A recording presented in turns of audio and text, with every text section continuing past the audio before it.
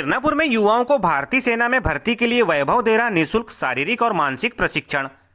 अब तक प्रशिक्षण प्राप्त कर चुके 6 युवा हो गए हैं भारतीय सेना में भर्ती। किरनापुर तहसील के अंतर्गत ग्राम सेवती का एक ऐसा युवा नाम वैभव मेंढे, उम्र महज 27 वर्ष, जो खुद आर्मी या पुलिस विभाग ज्वाइन नहीं कर पाया, लेकिन वैभव मेंढे ने अपने आप को एक नए रूप में समाज के सामने प्रस्तुत किया है। वह युवाओं को शारीरिक प्रशिक्षण के साथ मानसिक रूप से भी तैयार कर रहा है। इस विषय पर भारतीय सेना में भर्ती हुई युवाओं से जब हमने बात की तो उन्होंने बताया कि वैभव मेंढे सर क्षेत्र के करीब 30 युवाओं को प्रतिदिन दुर्गम पहाड़ियों की चोटी पर, पानी में, खेल के मैदान पर और अन्य अलग अलग तरीकों से शारीरिक और मानसिक प्रशिक्षण निःशुल्क दे रहे हैं। और इस साल करीब प्रशिक्षण ले रहे इन युवाओं में 6 युवाओं का भारतीय सेना में चयन हुआ है।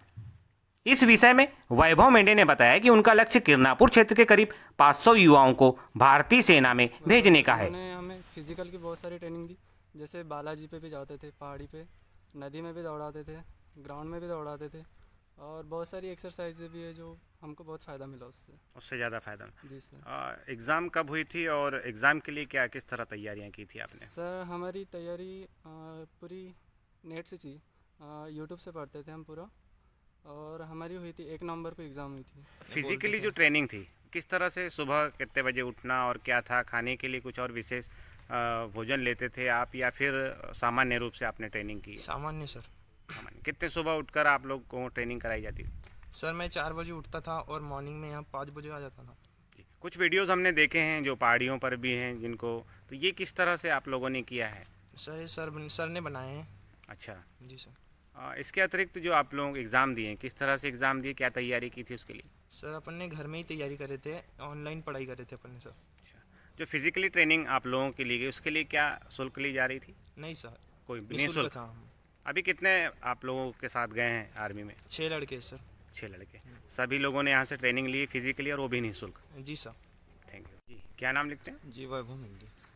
बच्चों को आप ट्रेनिंग दे रहे हैं फिजिकली, जी सर। तो ये भावना कहाँ से आई कि फिजिकली ट्रेनिंग देना है और इनको आर्मी में ही भिजवाना है?